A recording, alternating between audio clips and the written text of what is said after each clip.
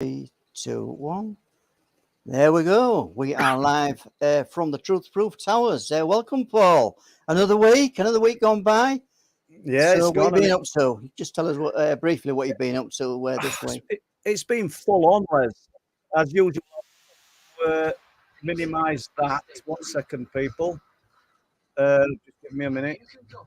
It's been pretty much full on, Les, but all good. No complaints. I've been out, been on cliff tops till 12:30, 1 in the morning. Same last night. We went up last night, just me and Peter. Within an hour, another 2 guys joined us that we didn't think were coming. Right. 11:30, 3 more people arrived. There's 7 people up there. Bit strange, really. Dead at night on a lonely cliff top, but yeah, you've got to be in it to win it, so to speak. And all good. And was there anything interesting this week to pick up on camera? Not, but you know that's the nature of it. But I'll tell you what it is doing. And here's a tip for everybody in chat: it stops me eating food on a night.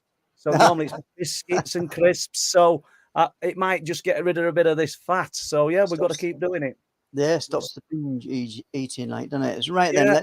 Let's find out who's in today's chat stream then, Paul. We've got Richie White. Obviously, we've got Sky doing moderating. Rebecca King, disabled Welshman. My daughter Jessica, Lee Roscoe, Tino, Ralph. And that's just the names I can. Oh, I can see. Oh, and Don's in, who does our website, which is absolutely brilliant. Mally Dodgson, I can see. Yeah, Mally Dodgson. 208 UFO reports and unexplained phenomena reports on website as from today, because Don put one on today. He told me to remember it by Radio Luxembourg 208. So I didn't forget, Don, for once. I've remembered.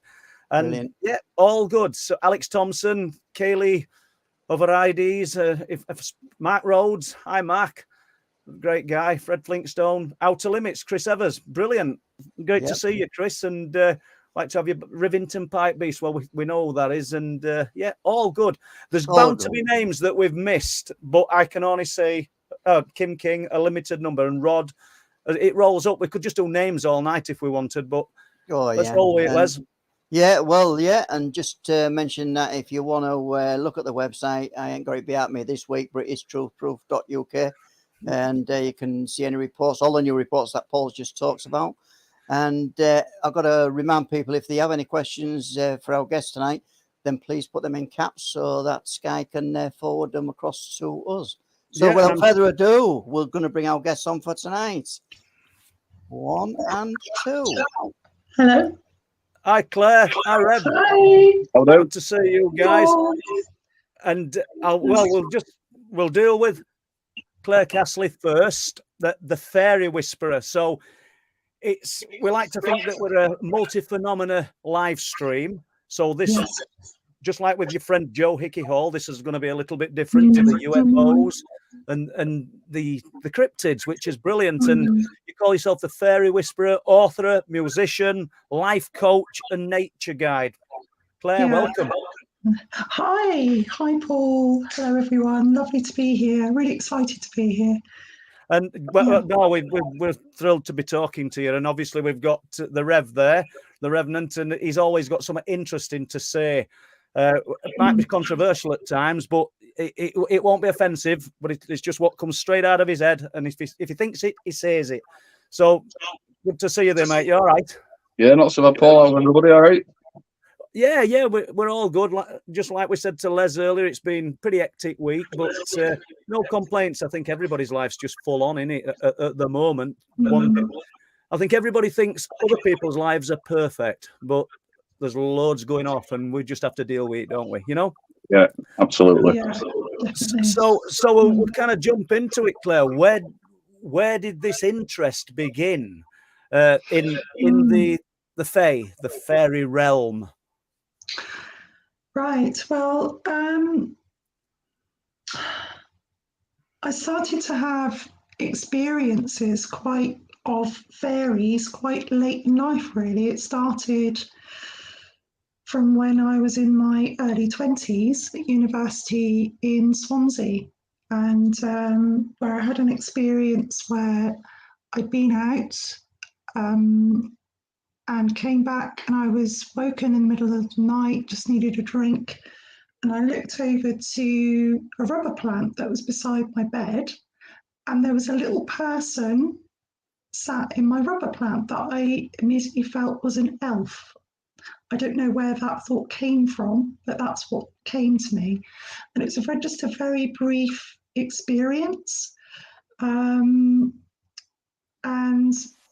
it was just, a few seconds. A lot of these experiences are very brief experiences. Well, we'll stay with that. What was it dressed, or Yeah, it was dressed in very natural coloured clothing.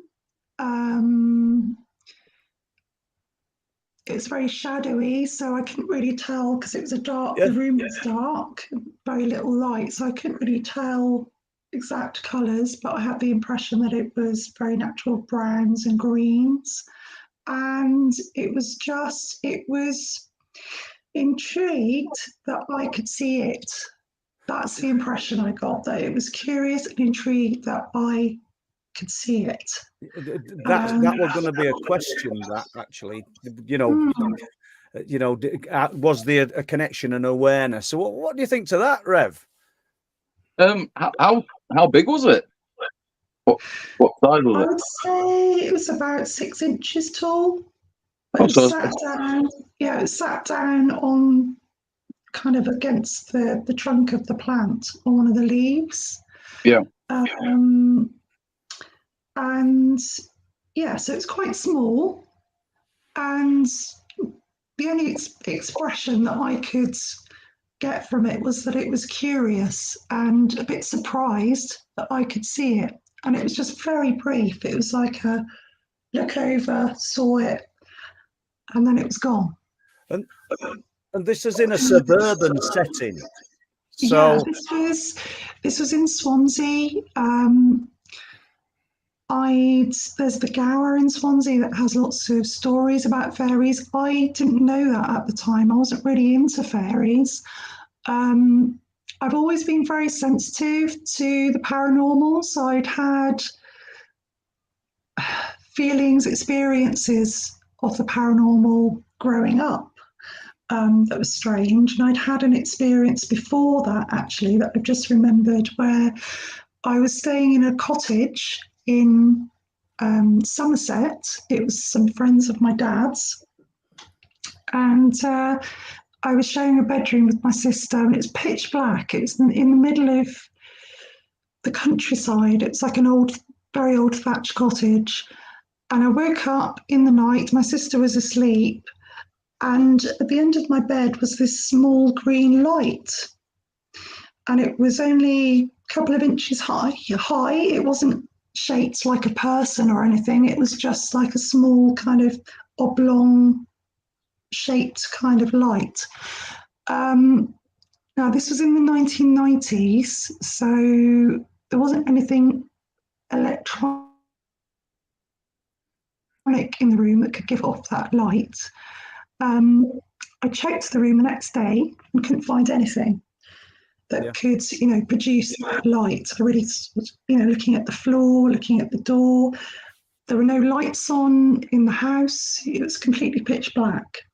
And it was one of those moments where I just looked and looked at it, and it wasn't going anywhere. I was looking at it for quite a few, I don't know how long, a few seconds.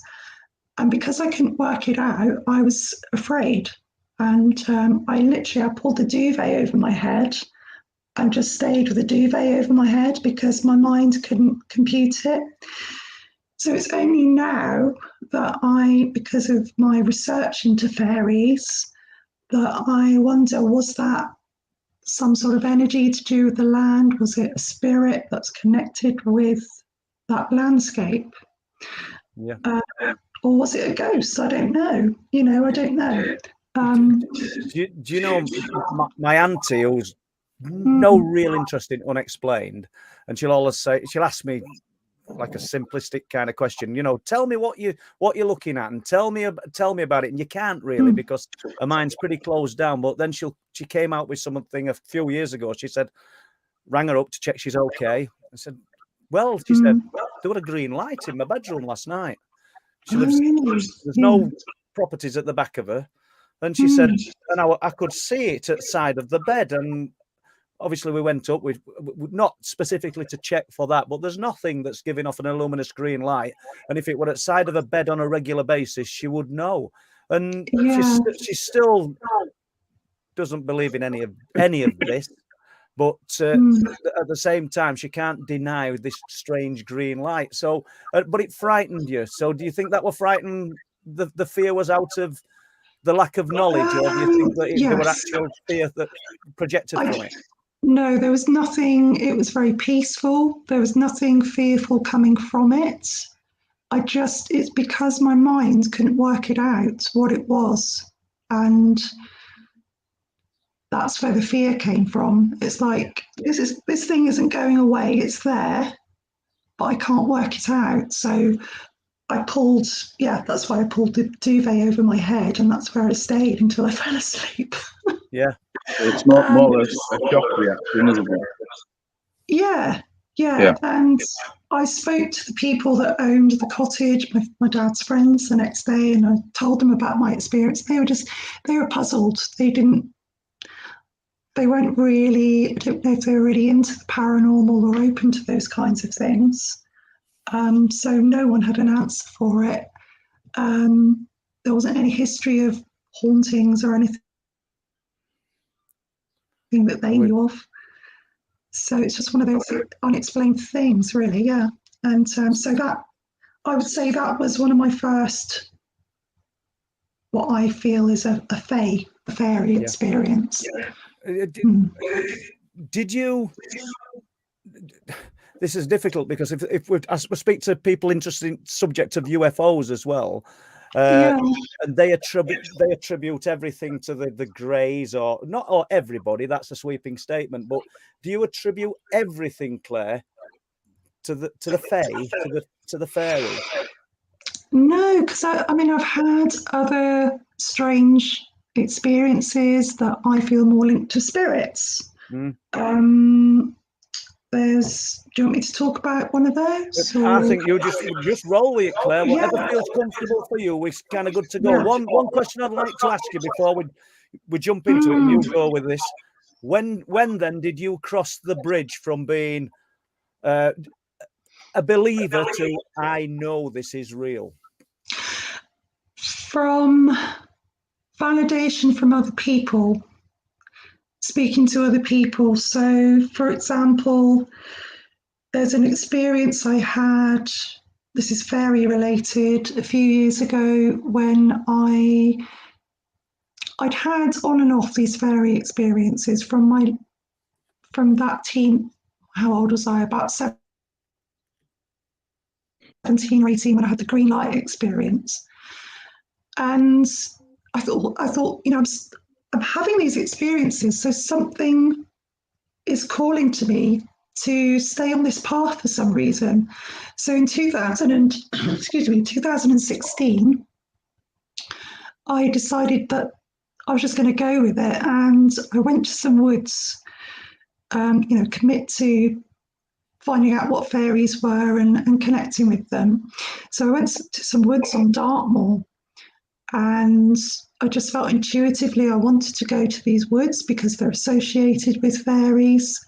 And I was walking towards the woods, and I could hear in my mind giggling. I've had a lot of auditory experiences, and giggling is, I didn't know this then, but it's one of the things that people often experience in association with fairy experiences. And a voice, I'm quite sort of clairaudient. So this voice said, walk to the end of the wood. There's something there for you. So I followed around the edge of the wood, and there was a standing stone that I didn't know anything about. I didn't know it was there. Subsequently found out what it was afterwards. And I asked if I could come into the wood, because I always ask if these are, these special places, I always ask permission to go in. And the answer came back, no, you can't come in. You need to do something first for us. And I thought, for the last few weeks, I'd had a calling to pick up trash, to pick up rubbish in my local woodland. and I hadn't done it. So I thought, okay, maybe I'm supposed to pick up some trash before I go in. So I looked around, and behind the standing stone, somebody had left some rubbish. Some picnickers had left something there. So I cleared that up. I asked, can I come in now? And I felt it was a yes. So that's how I work with places. I went into the wood, spent some time there. I'd taken a photo of the standing stone before I went in.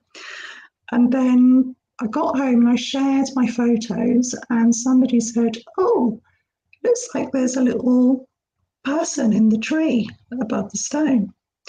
Now I know about pareidolia and, you know, how people can see things in images.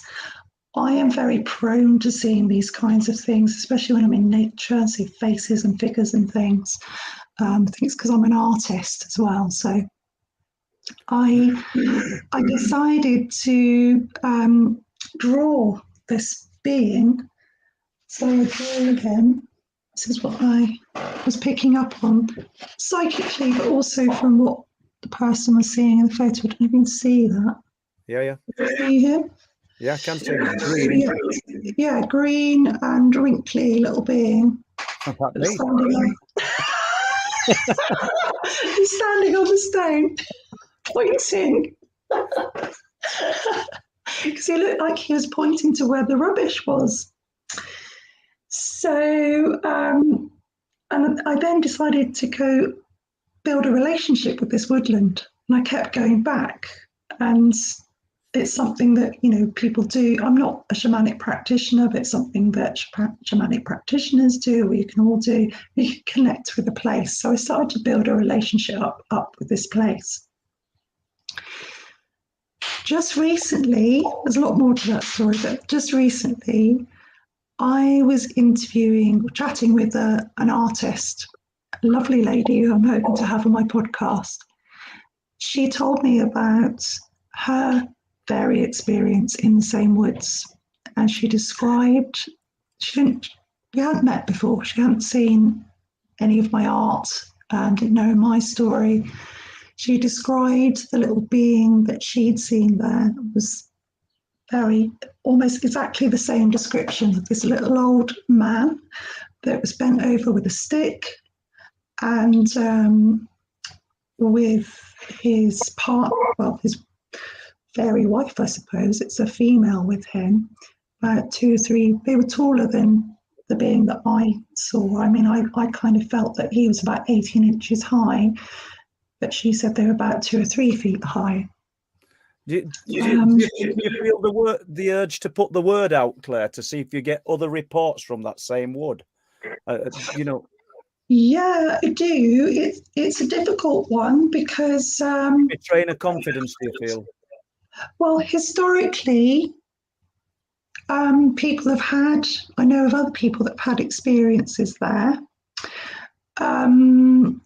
but this woodland is it's very fragile and needs protecting. So loads of people went there during lockdown. And one of the things these beings seem to be cross about is the way that people treat the environment. Right. Okay. Yeah. So obviously we're gonna get into more of your accounts and stories, but would you mind if I want to direct that same question to Revenant? When did you cross the bridge from kind of being a believer to I know there's something to this? I mean, did that apply to you? Well, I've always kind of known from when I've seen stuff that I've seen it, if that makes sense. So I've never really treated it as not being there. Just that other people don't seem to have the same sort of experiences. So it's that's how I've always looked at it. Why do you think that is, though? I'm not sure. It could be how people are wired up. You know, that's why people can play instruments. People can be artists. Some people can't. We all have different tuning, don't we? So maybe it's something to do with that. Good point. I feel it could be in the family because my My grandfather had some strange experiences. This is my dad's side. My dad's had strange experiences that he can't explain. And I have. So maybe it's in families as well. I mean, there is a theory about the historic genetic code, isn't there? That's our historic family memories are all within us, if you know what I mean. It's just how that's why some people, when you look at them, they look like your granddad or your grandma, and you'll see a cousin that'll look like your son, or you know what I mean. Families, it all comes out in different places, doesn't it? So maybe it's the same with the different gifts that we all have, if you know what I mean. Traces of memories. We might not actually remember what other people in our past remembered, but we might have.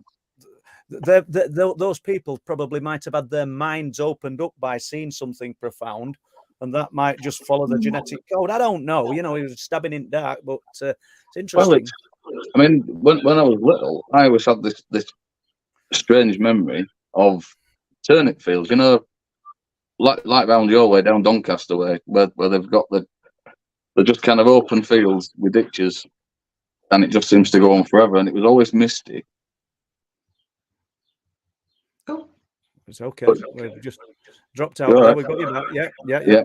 I'd never been anywhere like that. But my dad, that's where he grew up in sort of around Goole and Lincolnshire way on them sort of farming fields, picking that sort of stuff up. So who knows?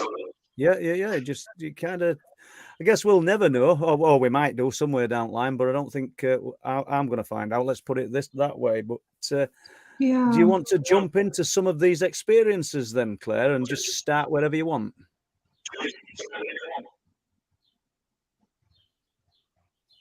Sorry? Would you like to jump into some of these experiences that you've had with the Fae? Sure.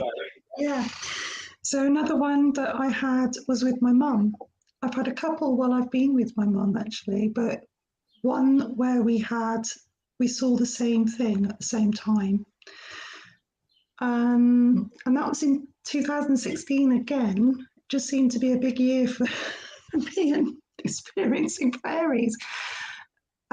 We went to a garden on Dartmoor for an afternoon out together. And we'd just been having a laugh and a joke because my mum isn't a great photographer, and she'd just taken some photos of me a little bit on flash. And so we were walking along, going back to the tea shop, we're in these light spirits, and I think that's key to some of these experiences. And we were walking past this big felled tree. It's like just a big log to the left-hand side of us. And this is out of the corner of the eye experience we both had at the same time. We were walking past this log, talking amongst ourselves, and at the corner of my eye, in an instant, it's just like brief flash, I saw this little person sat at the end of the log. And I said to my mum, "Oh, look, there's a pixie." She said, "Oh, yeah, there's a pixie." Both at the same time. I said, "You see that?" And she said, "Yeah, there's a little person." And I said, "Yeah." But, my mum isn't a believer like me. I've always been interested in the paranormal since a young age, always been open to it. And she's not. So it's interesting that we both had that experience at the same time. Yeah. And go on, sorry. Yeah, so I saw it as it's the same colour as the log, little person, so very typical fairy dress, pointy hat, brown skin, same sort of colours as the wood, the log. And when I turned to look at the log after seeing it, there was this, I suppose, this branch that would have been on the original tree that had been sawn off. So it's almost like seeing this person that was superimposed on this part of the tree. So we both saw it as this little person. Yeah, it's really, really interesting. Yeah. Does your mum still remember it, or has she forgotten the experience? She's, well, so the interest, without giving too much away about my mum, she's not been very well. So okay. a few months after that, she became quite poorly, and I had to look after her. And I look back at that now. I mean, a lot of the ideas about fairy experiences or fairies is that they are in this liminal place. And I'm wondering if, because my mum was a bit more in a liminal place at that time without knowing about it, whether that's why she was more open to having this experience. I don't know. That's just a thought I was having. I've spoken to her actually a few days ago, and I said, "Do you remember that, Mum?" Because her memory is sort of, because of some treatment she's been having, her memory is kind of faded in and out a bit. And I asked her the other day, I said, "Do you remember that when we were at this garden and we saw the pixie at the same time?" She said, "Yeah, I remember we saw the pixie." So she remembers it, but it's not like something we talk about a lot. Yeah. You know, I'll talk to friends that believe in these things in depth about it, but yeah. Do you know, it's fascinating. And do you believe that you were the catalyst for seeing it then, or do you believe that your mum were just in the right sort of in tune to see this with you? Yeah, I feel like we would just seem to be in the same wavelengths, or, you know, level of consciousness maybe at that time. I have a friend at Carnaby who, Andrew, I'll not say his surname, and his wife, and they invited myself and Chris Turner to their home. When we were making a documentary called Bringing Down the Light. They've got a beautiful garden, about an acre of land. Yeah, lots of strange experiences happened, and he's quite spiritual anyway. And he's a I would say I'm a joiner by trade. I would say this guy's a master craftsman. He's really good at what he does, and he's made a ring of stones and an enclosure in his garden that's separate to the rest of the garden. And I mean, he may even listen to this and be smiling. And he's made a door. You picture the door, the little, say, 3 to 4 foot wide door that you'd get on a church that's sort of arch shaped. Right, Big studs on it. He's made one of them, and it's about 3-inch thick. It's just looks like a church door. And he had his grandson in his arms. And he let me and Chris use the footage. And he knocked on the door as his wife was filming, and he said, "Shall we go see the fairies?" That were his exact words. And as he says that, this little being, and I don't know where people can watch Bringing Down the Light now, because me and Chris have moved it on. So anybody who's got a copy of it can see it. And there's this little being. It looks quite incredible. I mean, me and Chris thought that were going to go viral. It just obviously didn't hit the right spot. And but it's there, and it's just after he says it, and that there's no fakery with Andrew. Seriously, I know people are going to be listening to this and going, "How can you say that, Paul?" I can. There's no fakery with this guy, because we know that people like to embellish things. But that surprised me, because I don't mean I've no interest in the Fae. I think it's all part of this mix that we're all involved in, and I think it's a fabulous thing to get immersed in.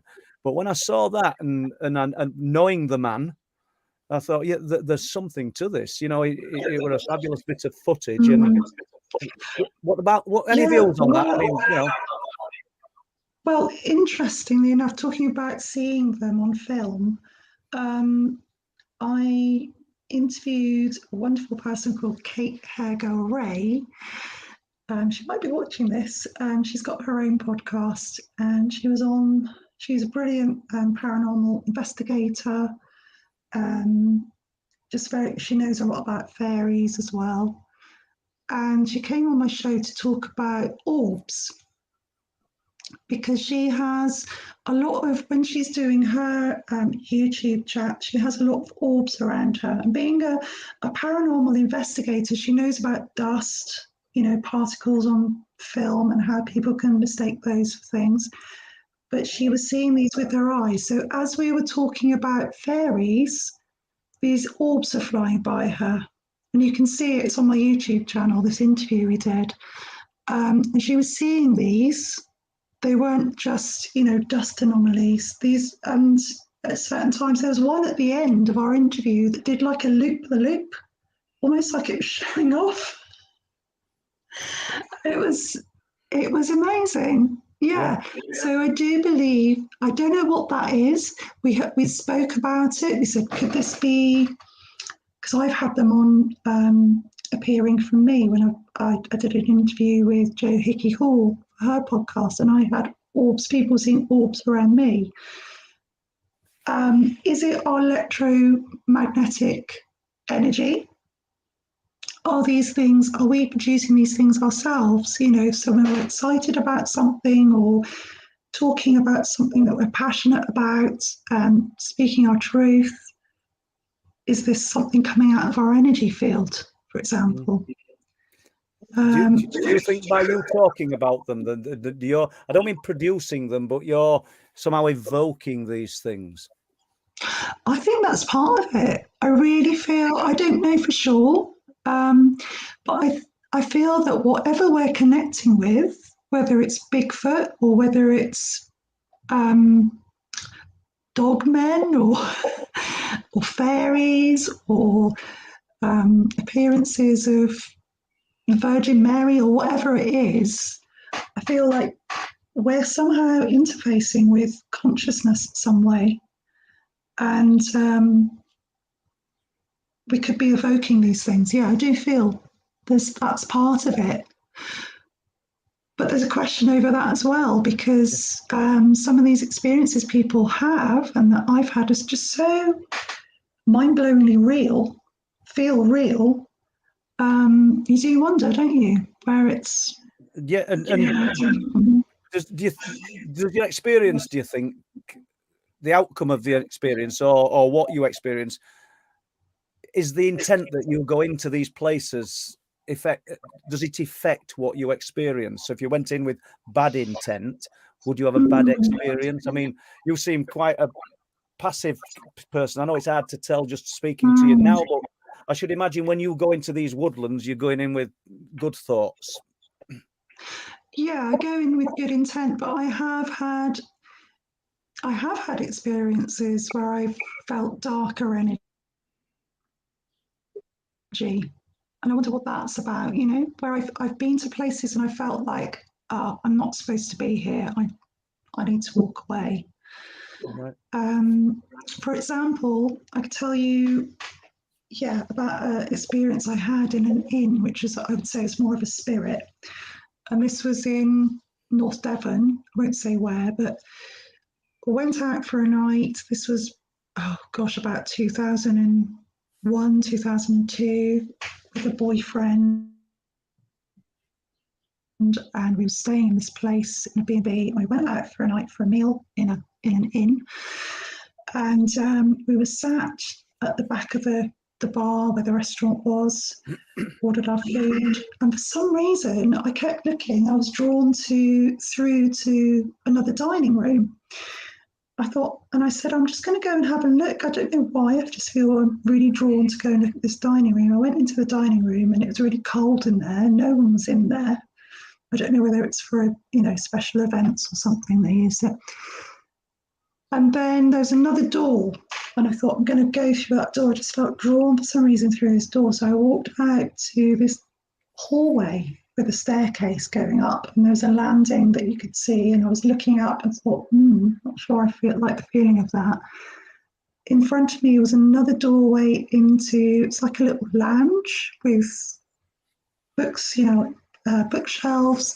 I walked into this room and the atmosphere was so intense. It was like, like electrical, static electric. The space was almost like it was filled with a mist. The atmosphere was that thick. it felt really intense. And I thought, I just do not feel welcome here at all. It felt like, when you walk into a room, perhaps people have been arguing. That's how it felt, quite angry. Yeah.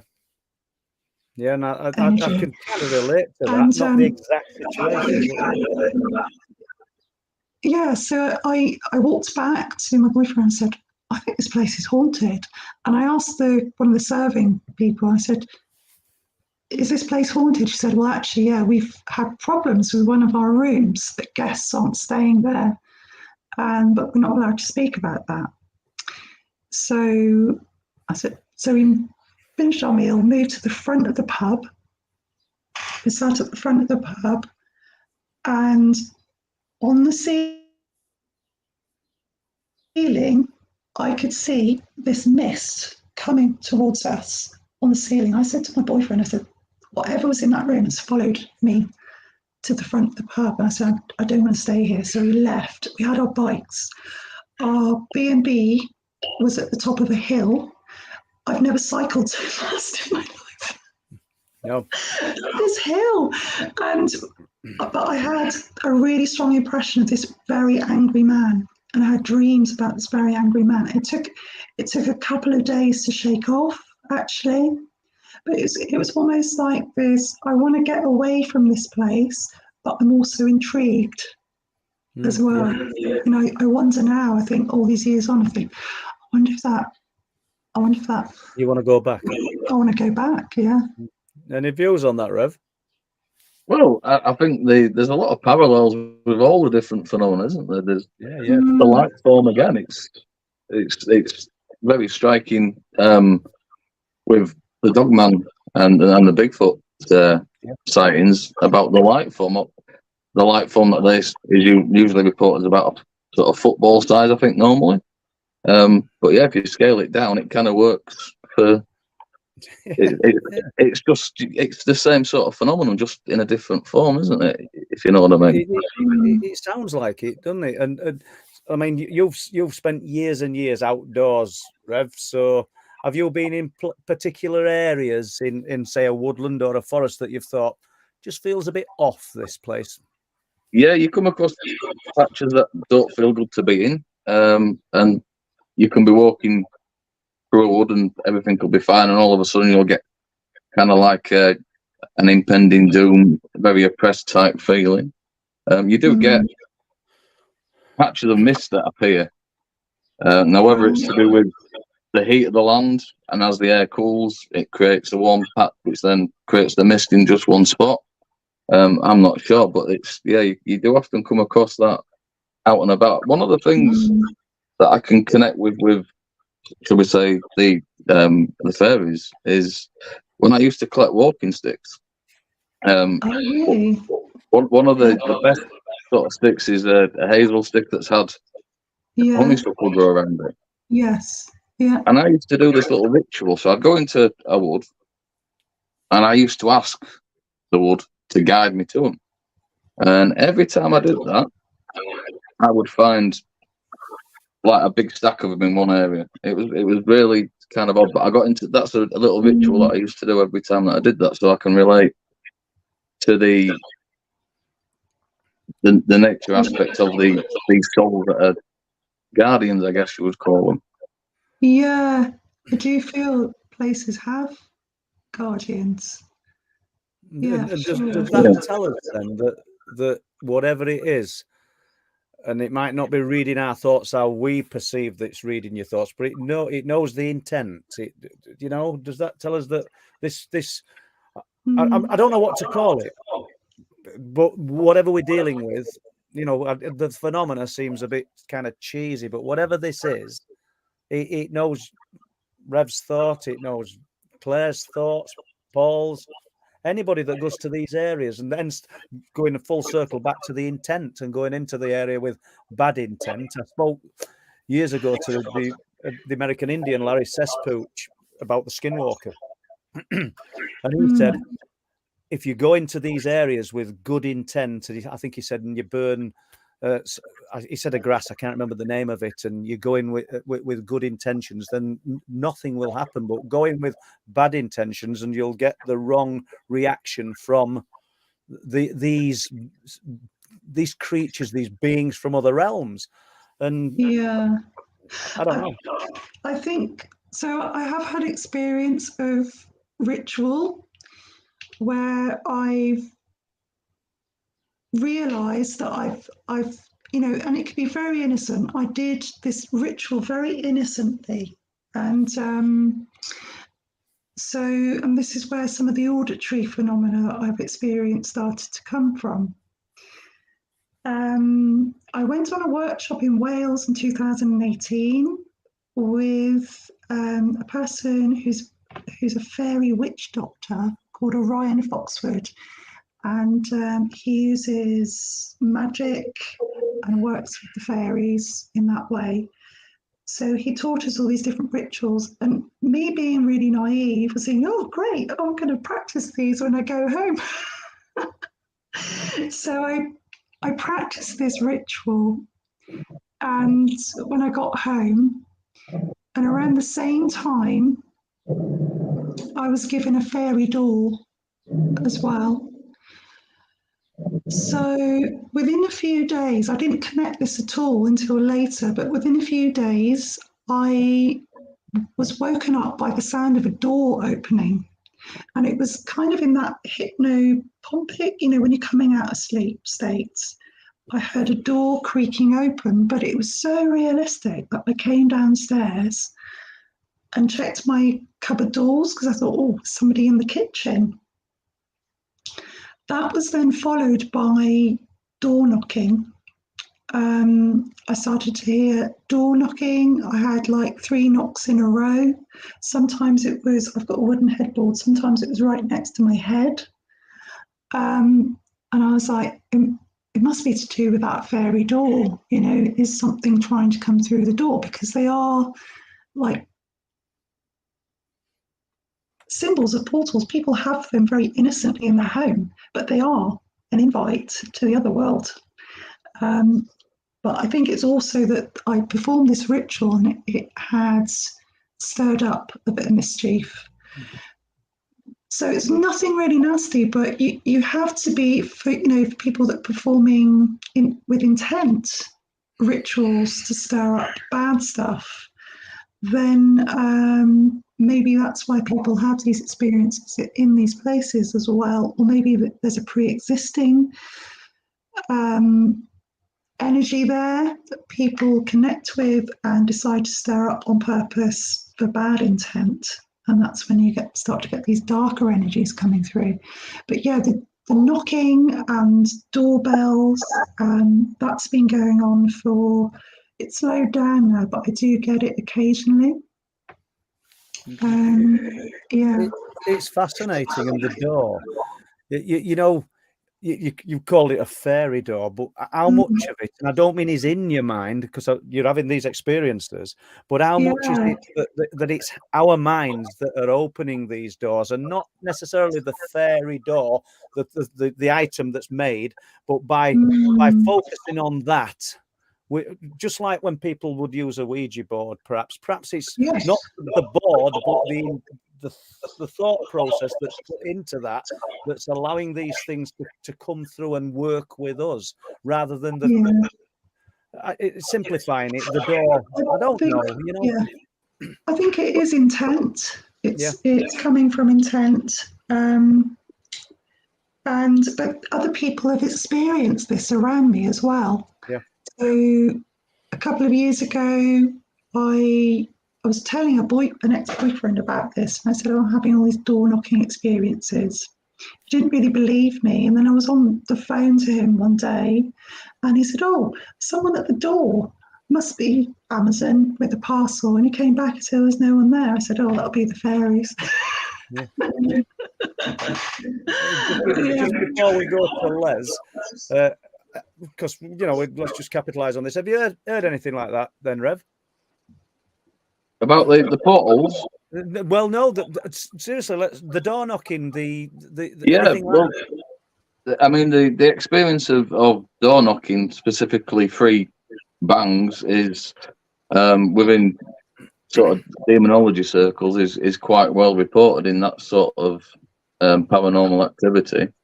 But I suppose it's kind of everything seems to be interlinked, doesn't it? It's also it's the same.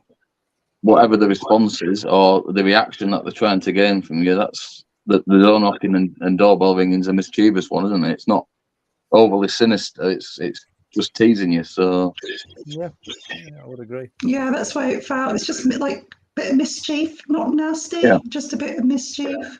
And every now and again it'll happen. It's all like, oh, we're still here, kind of thing.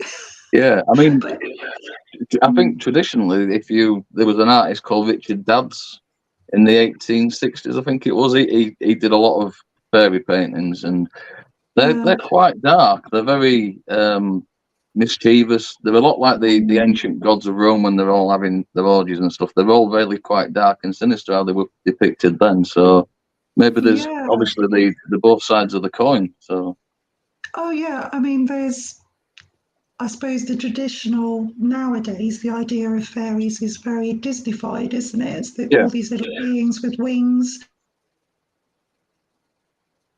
flying around making spells, but fairies are really dark. They're quite mischievous, or there's things like goblins that can be quite nasty and frighten people. So it's not all.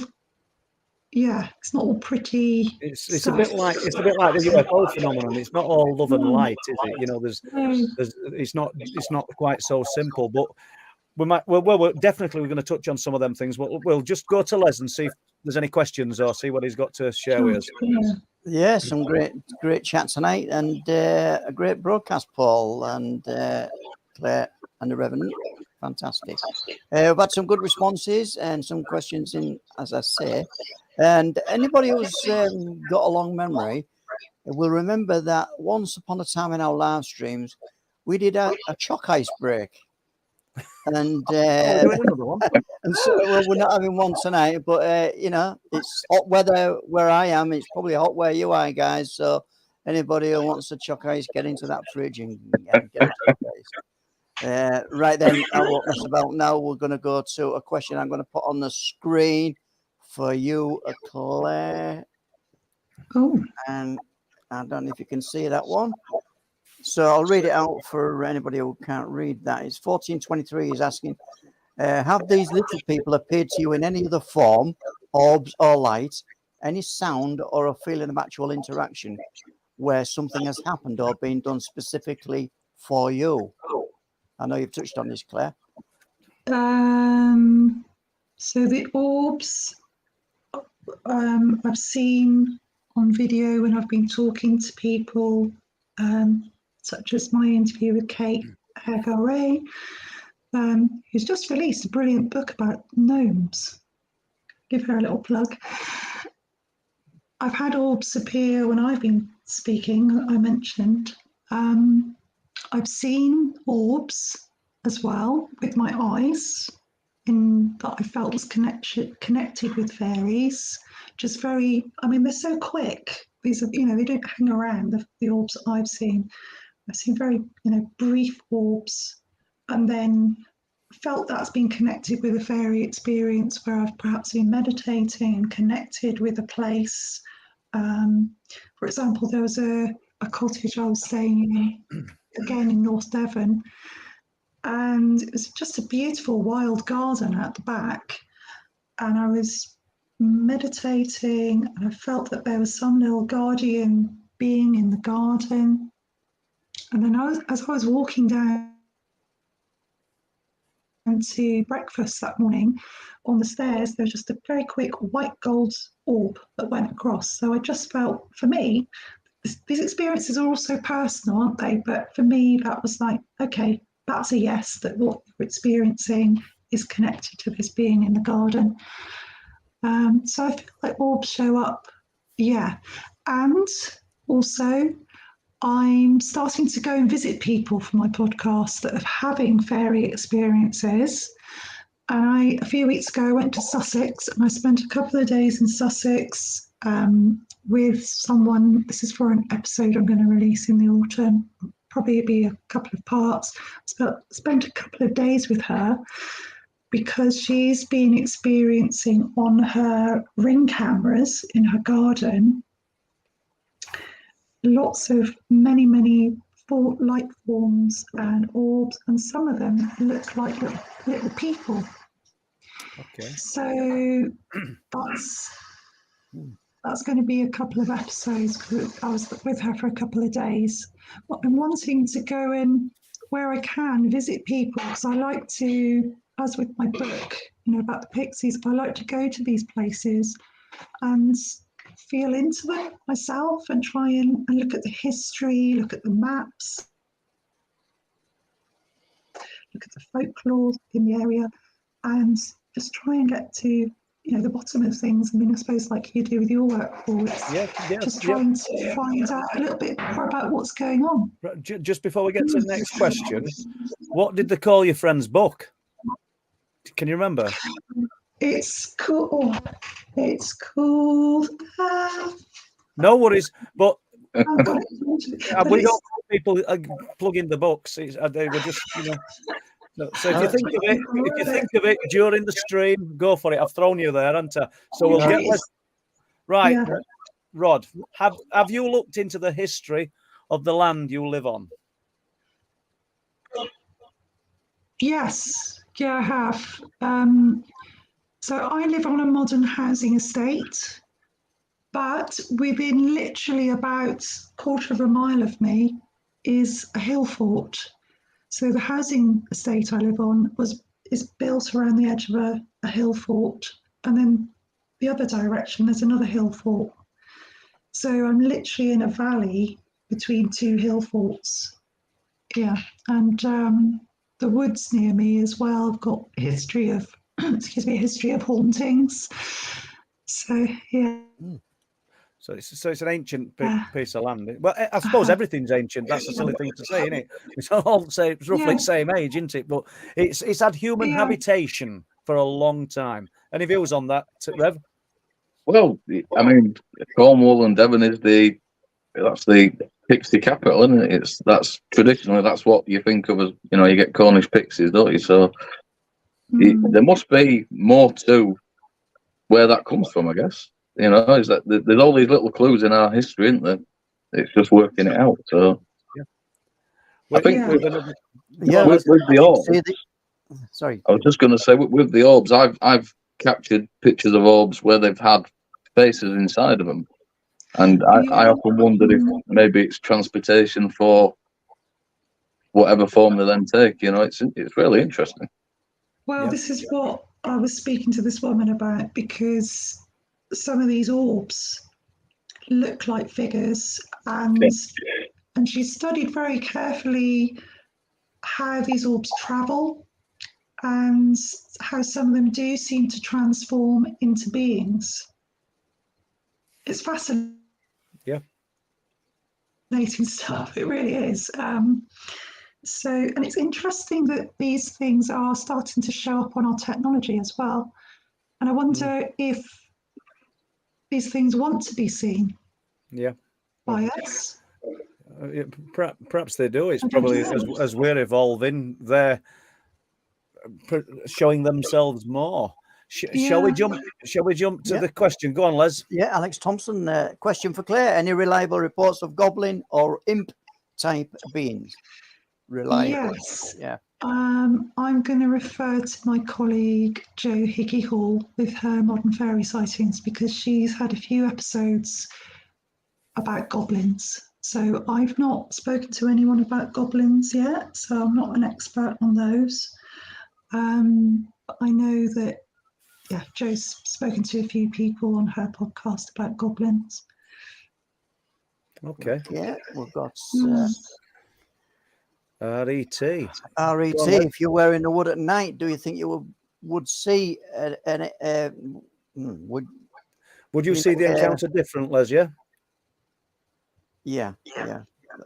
I'm lost on the meaning of that one. Sorry, RET. Well, I suppose what it means is if she's in during the night time, would there be a different persona or a different kind of experience coming through? Maybe. I suppose it depends how scared you are of the dark.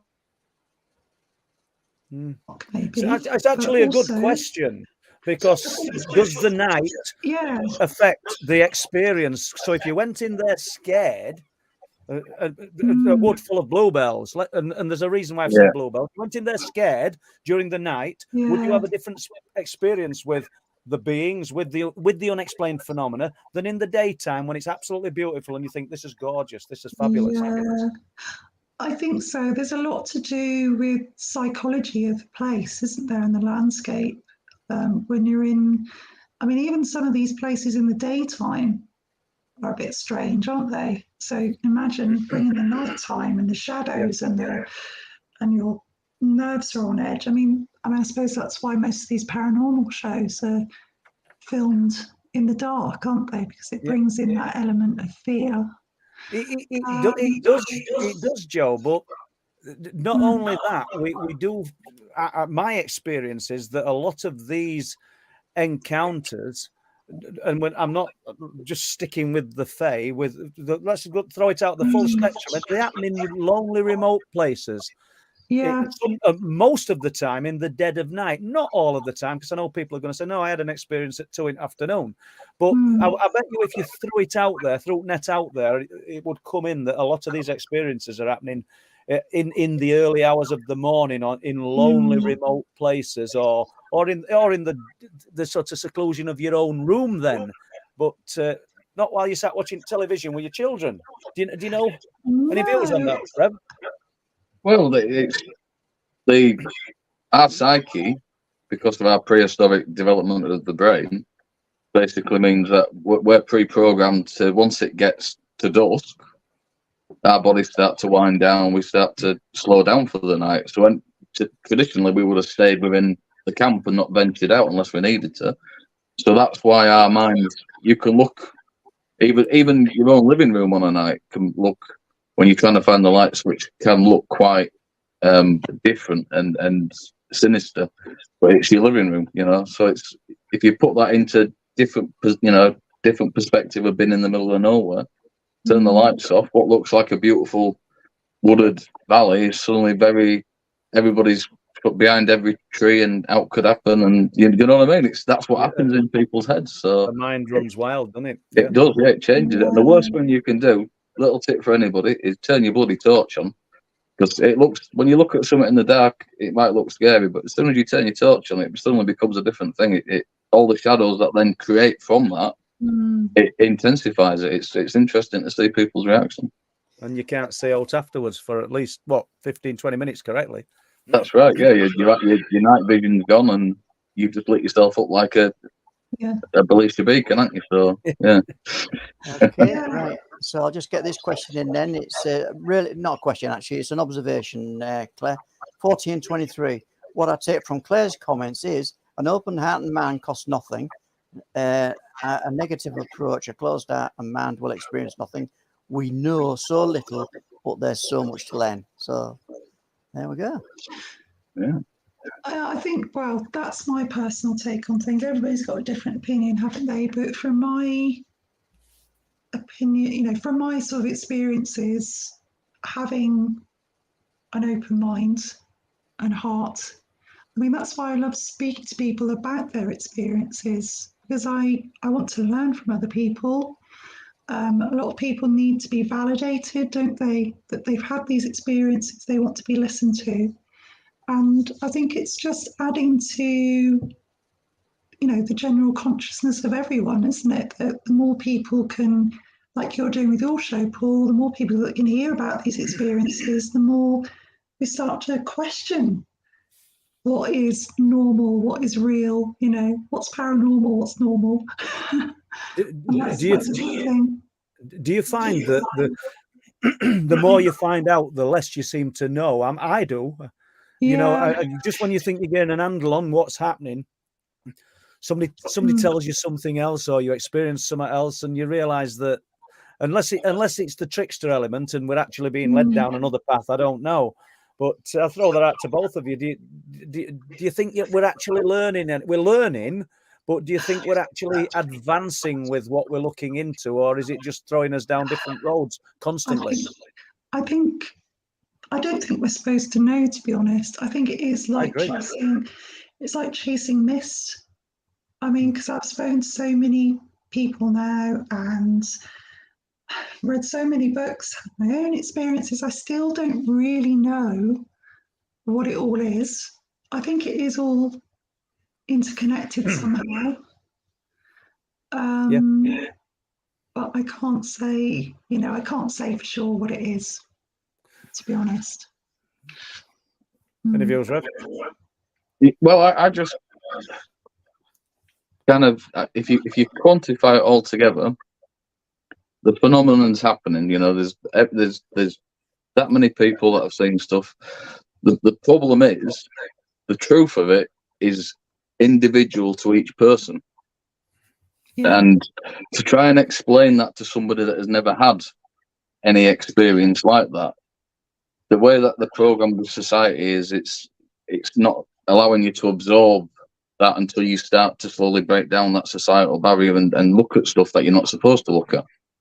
So it's just, it's really trying to, how do you understand something that you don't even know where to start with? It's a shock at the first when you see it. People are in denial. You're trying to look for answers. To me, the only way that you can find an answer to what you've experienced is to listen to what your heart is telling you. You can have so many things chucked at you. There's so many opinions and so many different bits of solid proof that people have found over the years. But it doesn't all make sense when you put it together. It makes you confused. So it's I think if you look at what your personal experiences are, and if you haven't had any personal experiences, then it's just a case of just relaxing and opening up to it, I guess, and that will happen. It's just, yeah. And I think also, can I share another experience that kind of ties into what we're talking about? So it's when, the other thing I've questioned is, what is a dream and what is our waking reality? Because I've had some experiences that have tied into that. So in the lead up to that time when we couldn't go out, in 2019, I wanted to develop my clairvoyance. So I was meditating every day and doing these particular practices. And I started to have these quite deep meditations and journeying. So I had this meditation where was it a dream? It was a dream where I met a guide. I had a fairy guide who took me to an oak tree, and she took me in. We shrank down and we went into this doorway into this tree, and there were all these beings there with this particular symbol on their forehead, and it was like a bow tie. It was like a bow tie symbol. I'd not seen it before. I woke up the next day, didn't think anything more about it. I came downstairs, was in the kitchen making myself a cup of coffee, and my son came downstairs. And I said, "Ethan, what's that on your forehead?" And he had this symbol on his forehead. And it was like, when you sleep up against something and you have it's pressed, it was like that. It's pressed into his skin on his forehead, this symbol. I took a photo of it, actually. I got a photo of it. I said, that's very strange because I just had a dream with that symbol in it. Then I asked the kids, where do you want to go today? And it was summer holidays, and they said, I want to go to this particular park that they like going to. So I said, let's go there then, which is on Dartmoor. We're walking into this park in the bottom of this tree that all of its branches have been lopped off for some reason. But in the bottom of this tree is this natural doorway It's like in the bark. I've got a photo of that as well. And it actually had a little knobble where the handle would be as well. And there's a marking on the door that's very similar to this symbol. It's like, oh my God, I've seen the symbol on my son's forehead, and now I'm seeing this door in a tree. Then I looked up the symbol, and it's a rune. It's the rune Dagaz. I think that's how you pronounce it. I'm not sure. And it means the dawn. And I'd had this dream in the early morning, and it's all to do with awakening. So I had all these strange experiences in the lead up to that time we went through. Yeah. Are there more dreams similar, or what? Did you have a particular intense period of dreaming, or? Yeah, I had a really intense period of dreaming, and then during the time that we went through, I recorded them all because I thought I want people to benefit from these. So I recorded them all as meditations. And that's where the idea came from. Oh, actually, I could do a podcast. So it all kind of led from one thing to the other. But it got me through that time because it gave me something to do, to focus on. That's positive as well. But I've written all these down. I keep journals of all my experiences. I've got about 9 journals now of all these experiences that I've been keeping since about 2016.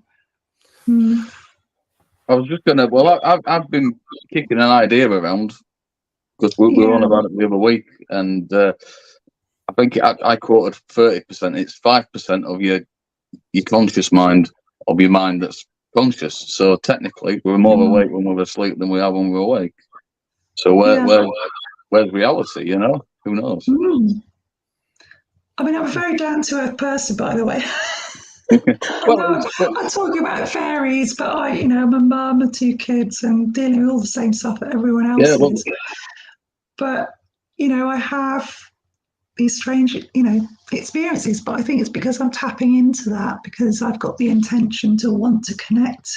Yeah, well, when you're drifting into that subconscious, you're accessing those parts that I guess you're kind of unaware of in your consciousness, and the more that you access it, the easier it becomes to use. And I often find if you're in between going to sleep, just before you go to sleep, if you can keep yourself in that state, which is the same as a meditative state, you're able to play about, and you can take yourself off and work out these parts of your subconscious, which then tilts it into your conscious, and you can dip into it, and you're able to access stuff more. Whether we do that subconsciously by looking into phenomenon more, it would appear to be the case, I guess. But that's something that I've just been kicking about with. Are we more, what's reality? Is it when we're awake or is it when we're asleep? Who knows? Fascinating. I've also been doing something called quantum jumping recently. I had a guest called Craig Can, who does something called quantum jumping. He's a hypnotist, and it's about jumping. It's about going to hypnotic states, like a meditation he leads you into, and then jumping into through a quantum doorway into another version of your reality. So I've learned a lot about doing that and how powerful that can be, that virtual kind of jumping into another reality, and how that can change your life back in this reality. So it's quite mind-bending stuff. What does he see in the other reality? The intention is to meet another version of yourself, and that's living a reality that you want to, for example, I don't know, there's something that you want to achieve in your life, or a state of being that you want to be in, and you meet another version of yourself that has attained that, and you talk to that other version of yourself and ask them, for any pointers really on which direction you need to go in. Yeah, I'm not. Yeah, I'm not shaking my head because I don't believe it. Yeah. I just kind of wonder if, well, we all know that this tool, the mind. Mm. I wonder if we're creating all of these other versions of ourselves, because Yeah. Rev said it, Claire said it, lots of other people say it's the intent, and we're going there with that intent. And the nuts and bolts UFO researcher tends to see the structured craft. The cryptid researcher sees the cryptid. And it don't mean that none of these exist, but it's strange that we go in with that intent and focus our mind on that aspect of it. Claire, you're devoting your time to the Fae, and that's the experience you're having. And I don't mean anybody. It's a bit simplified to say that we underestimate the power of our own mind, because I think everybody realizes that it's a monstrous, untapped resource. We're only using a small percentage of it, and I reckon Rev could probably tell us more about that than I can. But the point is, we're only using a small percentage of it, and it's fascinating. It really is. Well, how it works from my perspective is it's all to do with, so thought creates matter. So when you think of an idea, the concept's out there in the ethos, in the galaxy, in the universe, whatever you want to call it. You then have to act on that thought by putting it into words. So that then takes creative energy. So that gets that cycle swirling around. And then from the words, you have to put it into actions. And how successful it is how much energy you give to that particular idea. So I guess that's why when you're focusing on your own experiences and it takes you down that path, that's why you tend to see more of what you're looking for, I guess. Yeah. Sure. Yeah. I think that's true. It's a psychological phenomenon, isn't it? I forgot what it's called, where you, I don't know, see a red car, and then you're noticing red cars, and you're seeing more red cars. Well, when you get a new vehicle, you always see the same make and model as the one you've just bought, but you never saw it before, did you? So. No, and what's happening when you think of somebody you've not seen for years, and suddenly they walk round the corner? And I know that's a different thing, but it happens, doesn't it? But Claire, we want to hear some more of these experiences and take us in any direction that you want to go. Oh, okay. Well, I was wondering whether to talk about the hairy hands story. Yeah. Which isn't an experience of mine, but my great-grandfather was involved in. Please so do. I just thought it would tie maybe into your hairy wolflands type phenomena. Right. Okay. Yeah. Yeah. Let's listen to it. So my great-grandfather, he was a pharmacist he was also a prison nurse at HMP Dartmoor. Up in Princetown, and in 1921, the prison doctor, who's called Dr. Ernest Hasler Helby, was riding back from Tavistock, and he had in his sidecar the two daughters of the deputy prison governor. They were called Violet and Essex French, and they were 12 and 14 years old. And as he was coming down the road into Postbridge, he lost control of his motorcycle and hit the wall and was killed instantly. The two girls were thrown out of the sidecar, and they survived with bruises, and they managed to walk into Postbridge and get help. So my grandfather's story, my grandfather Jim, who incidentally worked up in Scarborough, the secret listening station, World War II. His story was that his father Sam was called out because the prison doctor had died. His father Sam was called out to the scene and pronounced Dr. Helby dead at the scene. And his story was that the two girls had seen two hairy hands grab the steering wheel of the motorcycle and steer it off the road. So I decided to research this as it involved my great-grandfather, and there was a book that my father and I found back in the 1980s that mentioned his name, Sam Casely. So if anyone has that book with the version of the story so I looked at the newspaper archive, and what I really recommend with any of this research is to go back to the original sources and don't trust what you find on the internet. Don't just believe that Wikipedia, for example, as one of the sources, is the absolute truth. So I found the original newspaper report. It didn't mention anything about that, obviously, they wouldn't at the time, but it just said that the front axle of the bike had broken and that caused the accident. And the evidence of the two girls had been thrown out because of their state of mind at the time. So it didn't say what the evidence was.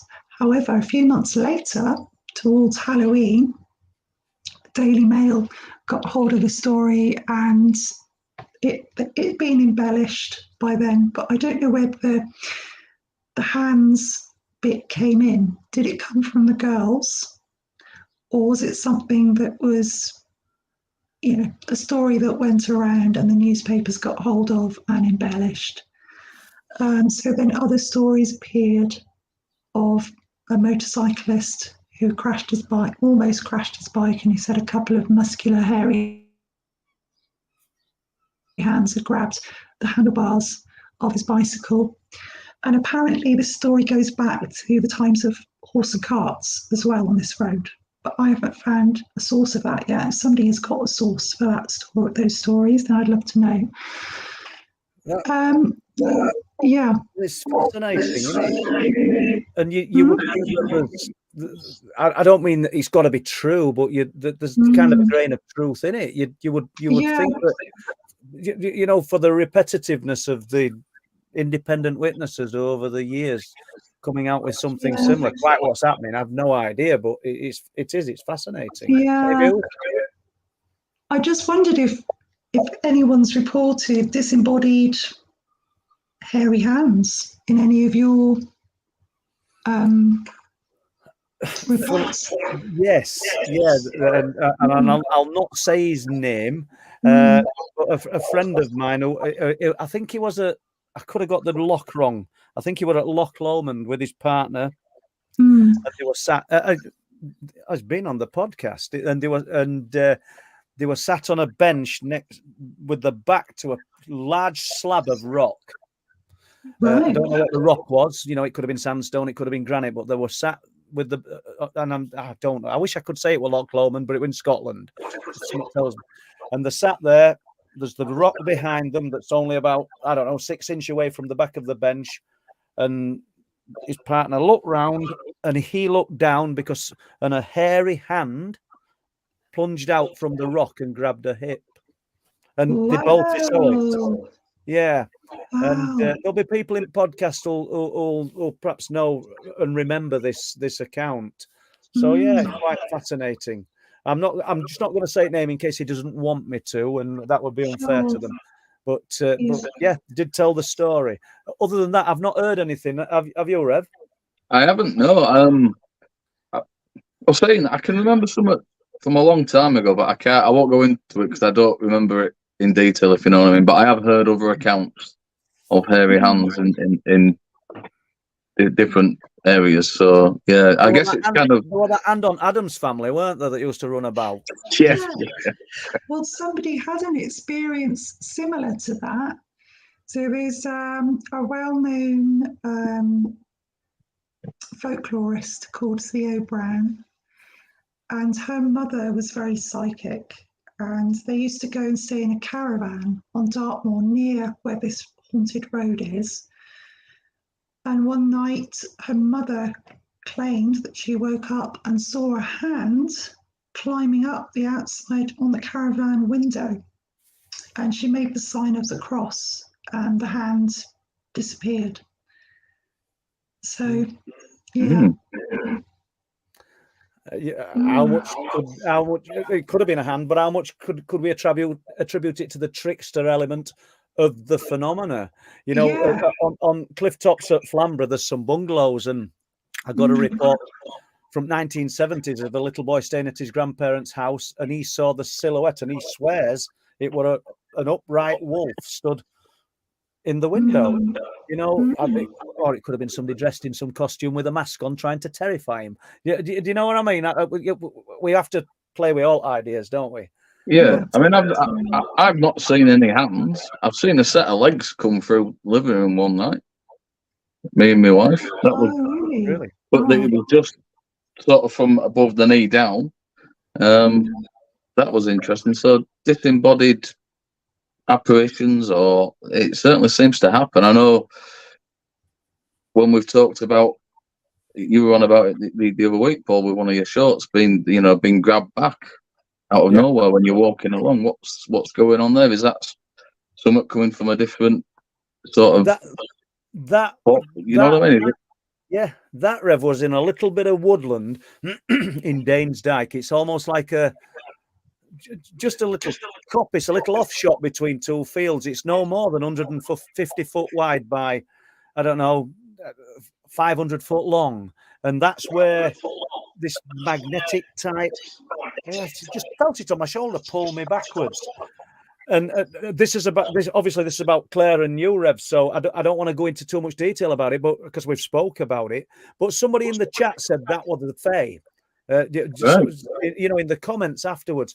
And funnily enough, myself and Les, only this week, I can't remember the day, I think it was Tuesday, we interviewed a lovely guy and spoke with his wife, not mind me mentioning it, Joel and Julie in Danesdyke, and the two wonderful children. But Joel went with me and Les, and we interviewed him, and he allowed us to film him about some strange, terrifying experience that we'll probably cover in another podcast, because, as I say, this is primarily about Claire's accounts.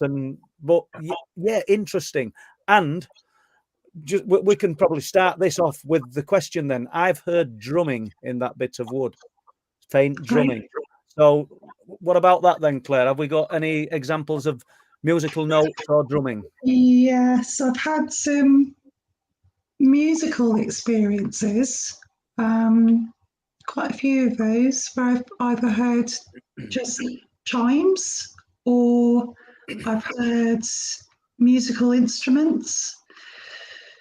So yeah, there's an experience I had 2021 up on Dartmoor with my kids, and we'd just been to a little tour on Dartmoor, and it was time to go home, and I was just drawn to walk over to this rock that was on its own. And this is in an area of the moor that's got lots of stories about pixies being seen.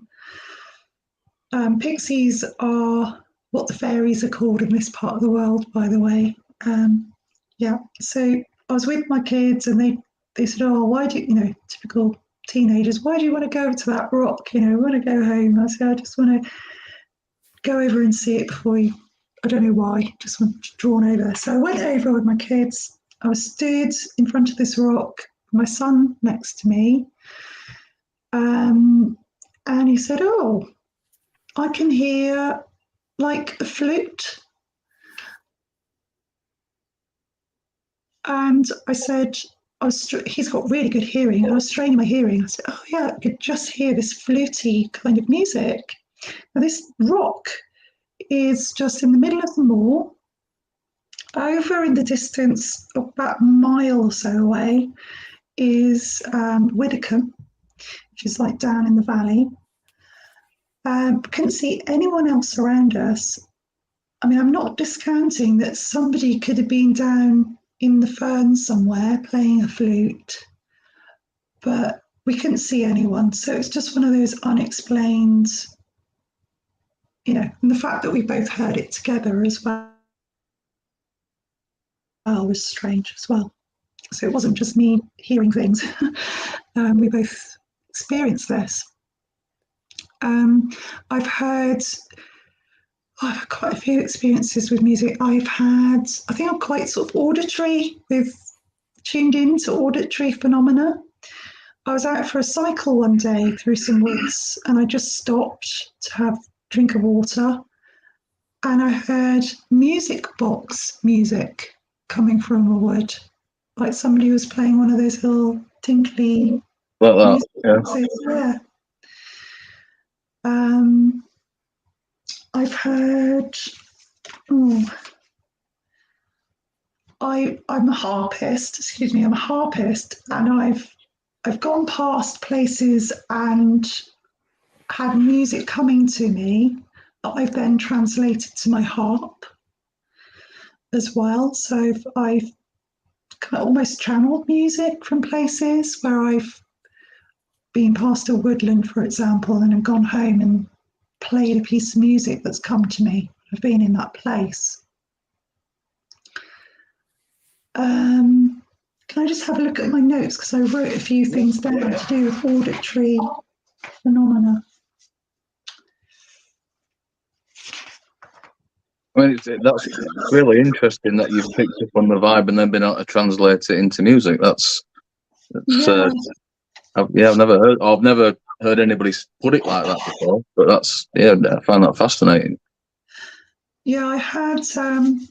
Actually, one of the first times I had one of these experiences, auditory experiences, I was staying at a friend's home in Cornwall, near Bodmin Moor, and I woke up in the middle of the night. It's interesting at the time, because this was before I was really sort of connecting with fairies. I was more interested in angels. And in the middle of the night, I heard what I thought was a angelic choir. And this house was just in like a tiny little village on the edge of Bodmin Moor. It was after midnight, it's pitch black outside. I mean, what sort of choir would be up on Bodmin Moor in the middle of the night? And I went around the house. I was listening to see if the central heating was on, if that could be making this sound. I listened everywhere. I was just sort of listening to different parts of the house, but it was definitely coming from outside. And it was definitely what I felt was this choir singing this very beautiful music. It's only since then that learning about fairy music that, maybe this was fairy music. But I interpreted it at the time because I only knew about angels, that it was angelic. That is fascinating. I think Rev will remember me, and he might even be able to tell us not the exact place, but roughly where we were, or not where this is. That somebody contacted me who lives in one of these forests and said that he went for a late night drive in his car. And a lot of these gates are locked, aren't they, Rev? And you've got your own key. Right. And he stopped to unlock a gate to get access onto the next logging road. And when he stopped in the dead of the night, the early hours, and this property where he lives, we'll not set name of it, but it's very remote. This guy knows exactly where it is. But he said he could hear angelic singing. He said it sounded beautiful and celestial. And he rang me up and he imparted this story, and he said, I rang my partner and said, listen, can you hear this? And she could hear it on the phone. And right. Yeah. So let's keep grounded and say, could there have been somebody camping in the forest who was playing this music at between 2 and 3 in the morning? Yeah, there's always that possibility. So we have to cater for the skeptics. Do you know what I mean? Let's just throw it out there and leave that door open. But chances are, and past times that I've been in these forests, there's nobody in. I mean, and I'm pointing to him like you can see me pointing. Rev spent years in them, living alone. There's nobody there. No, it's if he was to have heard, let's say, somebody playing the guitar in the middle of the woods, then you can kind of say, well, yeah, all right, there's somebody camping, they're having a few beers, enjoying they're having their moment. But to hear angelic vocal music, hear a choir singing it's less likely, isn't it, that there's going to be a choir in that environment at that sort of day. Unexpected as well. Yeah, I wasn't looking. It's like, looking for these experiences, are you? It was just like I just woke up in the middle of the night and could hear it, and yeah, really, yeah, really interesting. What about then, Claire? Have you ever woken up? And I'm saying this because I've heard it, and I've said it to Mary, and I've not heard it in years and years, but I've woken up to a loud musical note. Oh, yeah, I have. I've woken up to music, and actually this year, well, I had a dream. I had a very vivid dream. This is a dream that I had a few years ago. This was in 2017, again, when my mum was quite poorly. And I had a dream with this beautiful music in it. It was quite an involved dream. And I woke up and I played it on my harp. I thought, I've got to remember this. I got straight out of bed, played it on my harp. And I really felt, I mean, my feeling was, I mean, it could have been my consciousness sending this to me. I don't know where it came from, but I felt that it was to help me at that time because of the words as well. It was a choir that was singing. It was like a gospel choir, and it was talking about basically, keep going, keep moving forward, stay strong.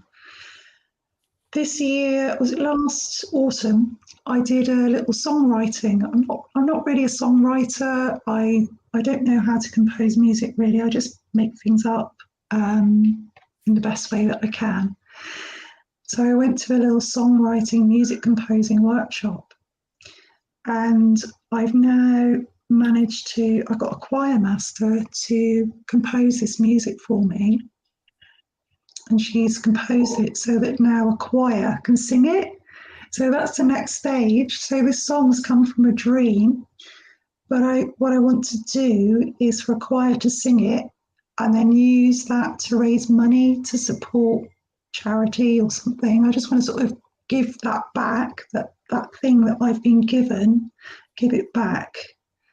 Okay. So that's something that, from having these experiences, that I think we can use them positively as well, that we're meant to receive them. We're meant to pass some of them on, I think.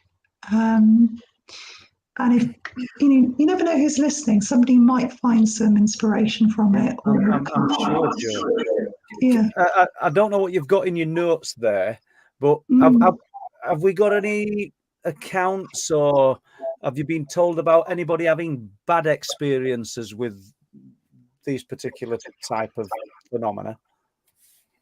Yes, it's not something that I've come across, but I know, for example, Joe spoke to people that have had bad experiences with goblins and other dark energies.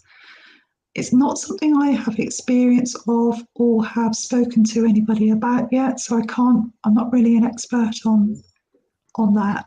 I don't feel I can really sort of comment. That's nice. Yeah. Do you know the burial mound? You might know a little bit about Willie Howe. The burial mound of Willie Howe. And I'll not say it's the most famous burial mound in the United Kingdom, but it's pretty renowned for the fairy folk. And there's lots of stories attached to it. But I got one from a man living in the village, which is quite close, who used to walk around the area with his dog most mornings and done it for years and years. But this wasn't what you would call, if somebody talked to me about a fairy, and I suppose it's just culture and the way we look at books, you think of little 6-inch winged beings, don't you?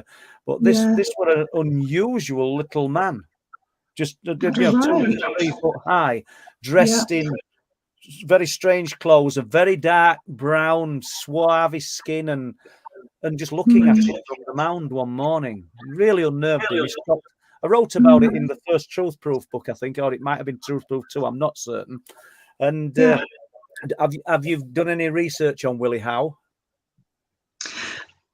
No, before I came on this show, I thought I'd just have a look at fairy sightings in Yorkshire, more for you, really, because I'm focusing on Devon the southwest with my pixie research. I mean, pixies, they are very mischievous and they're tricksters and they're not to be crossed. So there's lots in folklore about the kind of things that pixies have got up to when they're not happy with people. And one of them is leading people astray, being pixie-led. Or they might turn, if people have gossiped about them, they might lead them astray. Or, for example, they might ruin their livelihood. So farmers that had help from the pixies, if they spied on the pixies, they don't like being spied on, then the pixies would turn on them. And perhaps their cattle would start to become ill, or their crops would fail, that kind of thing. So these are beings to be cautious about. Definitely. That's almost opposite of what we're looking at, though, isn't it? And I'm not saying Yeah. you're wrong, Claire. But if these are nature spirits and they've got the good of nature, then why are they making cattle ill? Why would they be causing crops to fail? It's like the opposite of what we're supposed to believe they're about. In a way. Well, I mean, I think some of it is, sorry. I was going to say, around my way, it's stealing babies is that one of the local legends of fairies at a particular rocky outcrop near me. And one of the things they're blamed for here as well in old stories. I think some of it is tinged with kind of, some of the stories I think have this moralistic code to them. So of the time, from Victorian times, they're warning people, trying to keep people in line. If you gossip, then the pixies are going to come and do something not very nice to you. And of course, we know nowadays that there are high mortality rates for children. Children sadly had defects, and that was blamed on the pixies. We're different times now, but I think still there's an element to them that we need to be cautious of, that not to, I feel I tread cautiously around them. I don't think they are all, love and sweetness. I think we have to be careful with these beings. We don't really know what we're dealing with. We don't know how much truth there is in these old stories. Do you think by talking about them now that if you said the wrong thing, you could get bad intent? I would be cautious. Yeah, I think so. I'd be cautious. So do you find them a little bit frightening? I wouldn't say frightening. I would just say tricksy and unpredictable. Yeah. So what do you think then, Joe, to the UFO phenomena? Well, Les has appeared, so I know we've got some questions, but I'll just throw this one out. We can deal with it after questions. The cryptid phenomena, the UFO phenomena, and like Rev said earlier, the association with light form phenomena when these things are seen. And I think it's the same thing applies with the Fae. Well, I'll just make a note and we'll pick that up. We'll go to some questions from Les. Is your mic muted, Les? No, I don't know. Sorry, Paul, was that a question for me? No. We'll go to some questions and we'll pick that up in a moment. Okay. Thank you. Yeah, I've got some questions. My life won't be worth living if I don't ask some of these questions tonight. So I've got a question from, let's have a look, Rivington Pike Beast Lee Roscoe. Thank you for the question, Lee. As you can see, question, a lot of people have seen elves, but they never say anything about their pointed ears. What do you think, Claire? I think I've not seen pixies or with pointed ears. that tends to be something that is shown in Victorian art. I know that on the Faeryist website, the Faery Investigation Society website, there is an article that Dr. Simon Young has written about the pointy ears. I'm sure I've seen one on there. So I'm not an expert on that. Yeah, but I know that that's how they were traditionally depicted in art. So And on Star Trek. Yeah, I think yeah, Star Trek. I was going to say with the art, I think our idea of pixies and fairies goes back to Greek times, doesn't it? That's where it all visually stems from. So it's, yeah. Right, so the next question out there, Alison Ball question. Hi Claire, have you ever seen anything else apart from fairy? Good question. Thank you for being here, she says. Just trying to think. I can't think of anything at the moment that I've seen in front of me, you know, apart from my fairy experiences. No, sort of in meditation, but not in waking moments, if you see what I mean. Yeah. So look, I don't know what yeah. Sorry, this should have been a question next. Rod is asking about the meditation. Have you tried meditation to try and connect with them?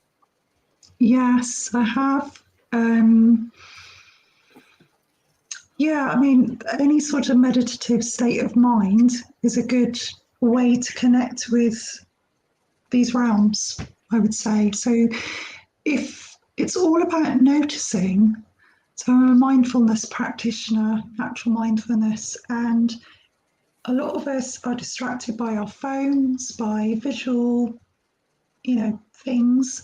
So if you go out into nature, turn off your phone, try to perhaps go on your own into nature, or if you're with a friend, walk silently and just be with the place rather than looking at Facebook or talking about, you know, what's going on in your life. Just try to slow down, because I found that that's when we have these experiences, that that's when we can see into these other places.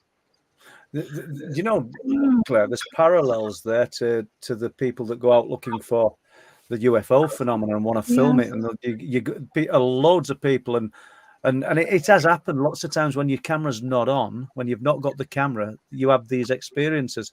You go out looking for it, but up on the Wolds years ago, myself and a guy called Steve Ashbridge, a good friend of mine, I'd be stood there with the camera in hand, pack everything away, and suddenly these lights that we're wanting to see appear.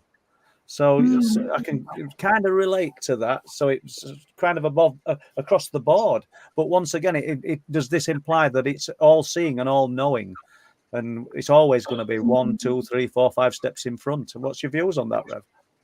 Well, I think it's always there, and it's like I keep banging on about the frequency and what we do and don't see.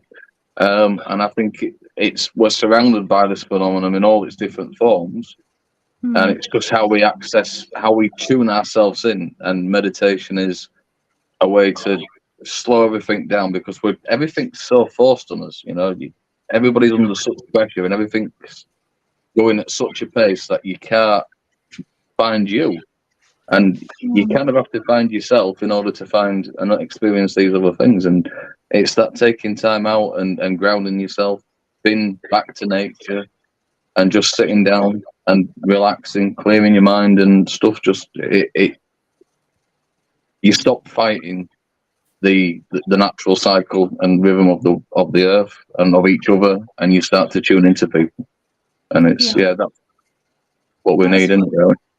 It is, and it only takes, I mean, I find it takes about 20 minutes if I can just go out into a woodland or somewhere away from chaos of human life, and you just feel your blood pressure going down, and you start to just engage with, because we are nature, aren't we? Engage with the natural world, and that's when we're more likely to receive if we're open, these messages or experiences. And I think it's also going without the expectation as well to see anything. It's just to be open to having an experience. Yeah, you have to be just an antenna, don't you? And just open up to any channel that passes in and take what you can from it and move on to that experience. Yeah. Yeah. I have had a UFO dream actually that was kind of connected with reality. So I know I've heard you mention Dr. Stephen Greer, who I followed for a few years, and I did his practice, his C5 practice. I listened to one of his meditations. I was doing that quite a lot at one time a few years ago. And I had this really vivid dream of this spaceship or UFO where I was seeing it, and it was like the sky was really misty, and there was a huge, massive, it was like oval shaped craft with lots of little pinpoints of light all over it. Was it oval? Was it diamond? It had a sort of the top part was a diamond actually, and the bottom bit was oval, so it's in two parts. And I connected with this. I wanted to go inside. So in this dream, very vivid dream I was having, I went inside the craft, met this being that looked a bit like an insect. I didn't feel that it was, I felt that it was friendly. Anyway, the strange thing was, at the end of this dream, I heard 3 tones, like 3 tings, ting, ting, ting. And I woke up, I pulled my curtains open, it was misty outside, just like in my dream, which I thought was a bit odd. So there's a mist hanging over, so it's almost like, wow, that's exactly what I was seeing in my dream. Do you feel that it was more than a dream? Did you have any sort of marks or anything on you? No, not that I noticed, but it was very vivid.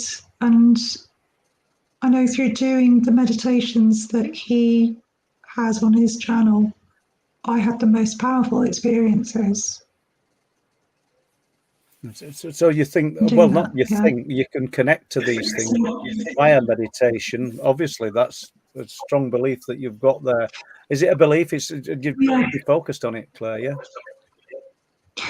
Yeah, I think it's interesting because I was focusing on UFOs, connecting with UFOs. Is that why I had that experience? It comes back to this, what we focus on. Do we manifest that, or do we attract it? I would think so, seriously, and it's similar to what Barry Fitzgerald said the other week. The phenomena has many masks, and it's true. And we touched on earlier, the nuts and bolts UFO guys tend to see the nuts and bolts UFOs. And I think we're all making a mistake, or people are making a mistake by pigeonholing themselves into one kind of category, because we should just throw that net out and think all of this is connected. Just one thing before we move on, because I saw somebody say it was my wife's birthday today, and it is, but I'd like to throw it out there to everybody who listens to chat. Tell us when it's your birthday or somebody, and we'd love to say happy birthday to people. Yeah, sure. It's a good thing, yeah. So happy birthday, Mary. Happy birthday, Mary. And if you can send any slices of cake through the post. Why didn't we know you to that, Les? Yeah. So, no, I don't need that, and you don't need it, definitely, Paul. Well, but if we can see the next question then from Fred Flintstone, Scarflower. It's come from Scarflower. Does every area in the world have their own type of fae, or are they all basically the same, Claire? No, different parts of the world have different fairies. They appear in different ways and shapes and forms.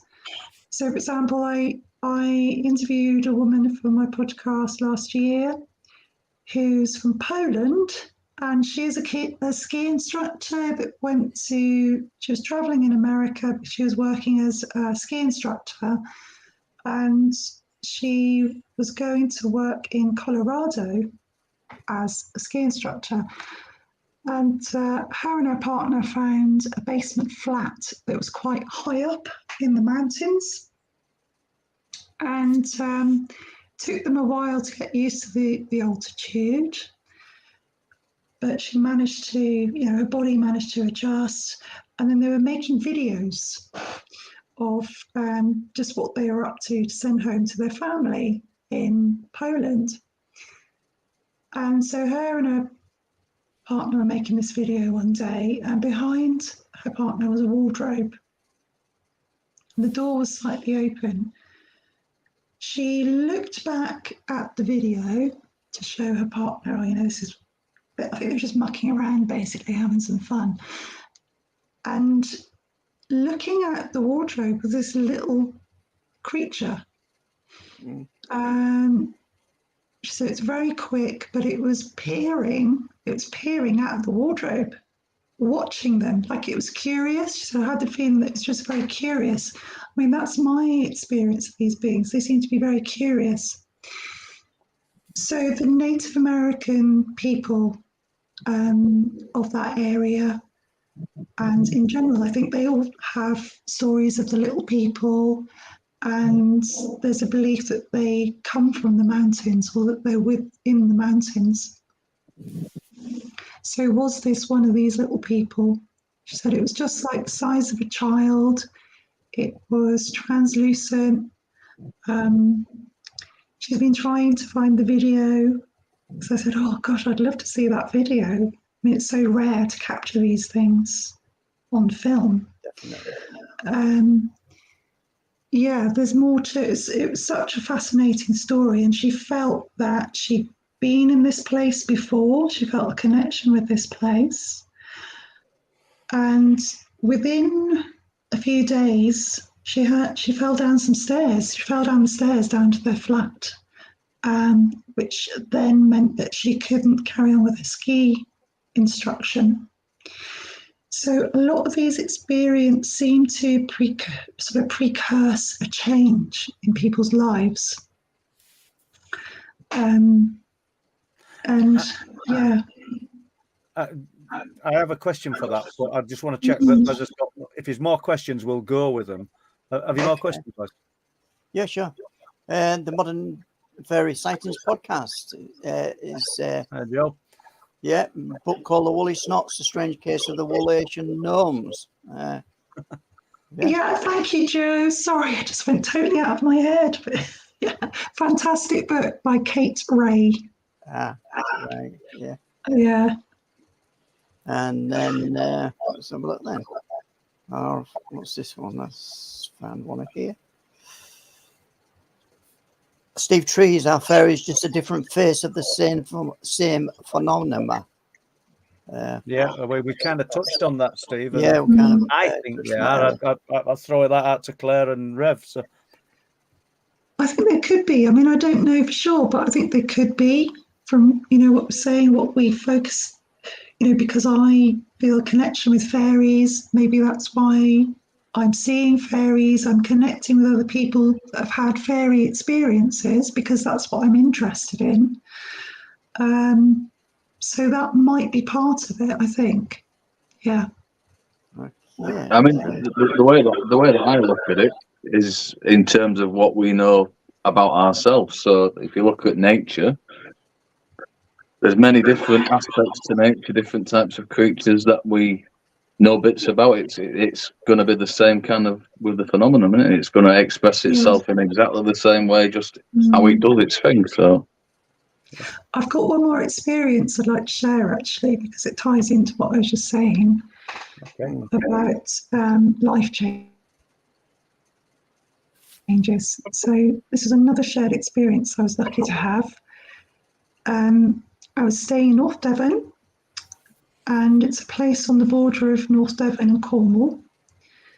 Very wild. If you know the North Devon coast, it's very wild, rugged. Some parts of it aren't very populated. Went on a walk down to the coast through this beautiful valley, and there was hardly anyone around. This was with a boyfriend I had at the time. got to where there's this amazing waterfall and the cliffs, and drops down really quite a big drop down to the beach and the sea.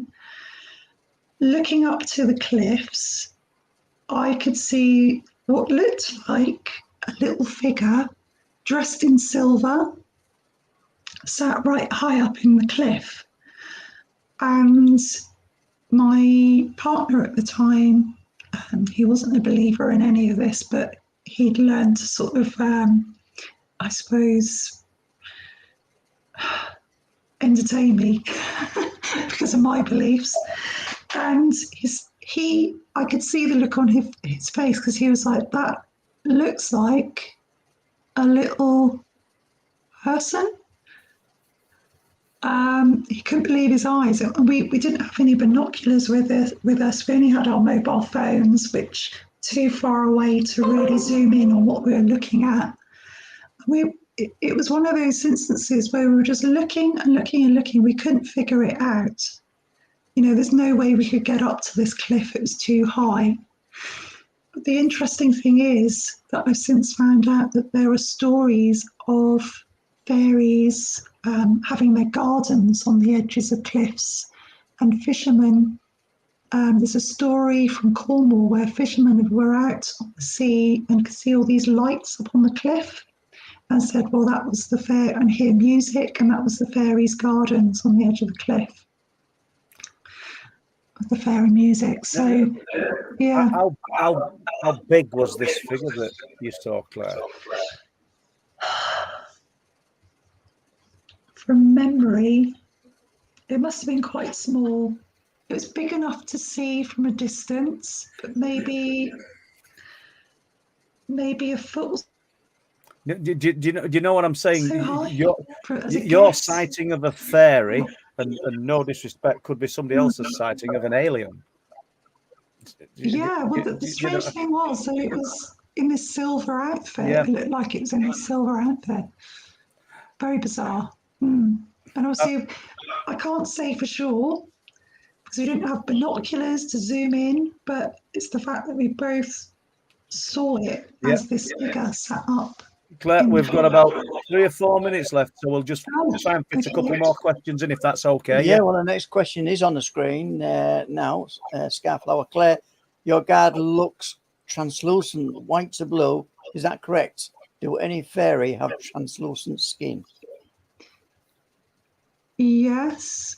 So you can see my guides. According to Sky, yeah. That's kind of what it implies.